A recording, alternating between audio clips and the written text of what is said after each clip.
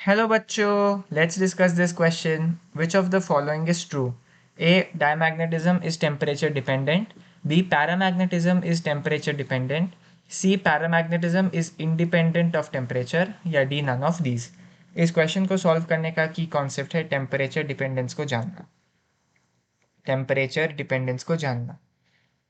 तो आपको पता है कि तीन मेजर टाइप्स के मैग्नेटिक मटेरियल्स होती है। एक तो होता है डायामैग्नेटिक मटेरियल, दूसरा होता है आपका पैरामैग्नेटिक मटेरियल और तीसरा होता है आपका फेरोमैग्नेटिक मटेरियल।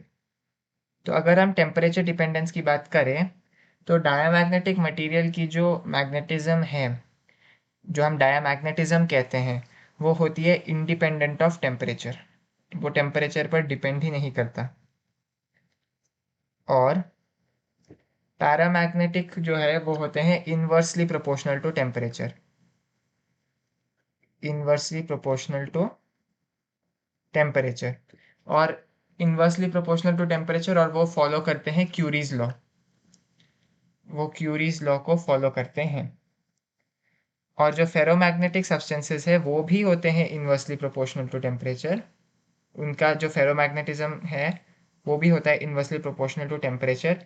लेकिन एक ऐसा पॉइंट आता है कि ऐसा टेम्परेचर आता है जिसके बाद एक फेरोमैग्नेटिक सब्सटेंस पैरामैग्नेटिक बन जाता है। तो उस पॉइंट को हम क्यूरी टेम्परेचर कहते हैं। तो after Curie temperature, after Curie temperature मतलब क्यूरी टेम्परेचर के भी ऊपर अगर टेम्परेचर चला जाए तो फिर ये फॉलो करेगा क्यूरी वीस लॉ। वो फॉलो करेगा क्यूरी वीस लॉ। तो हमने क्लियरली देखा डायमैग्नेटिक जो है वो इंडिपेंडेंट ऑफ टेम्परेचर है, paramagnetism inversely proportional to temperature है और ferromagnetism inversely proportional to temperature है।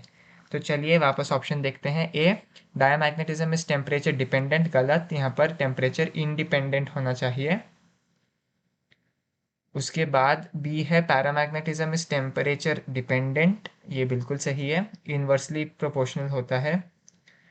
और सी ऑप्शन कहता है पैरामैग्नेटिज्म इज टेम्परेचर इंडिपेंडेंट, गलत, वो डिपेंडेंट होता है। और डी ऑप्शन कहता है नन ऑफ दिस, वो तो गलत ही है। So the correct option to this question is option B, paramagnetism is temperature dependent. Hope you have understood it well. All the best.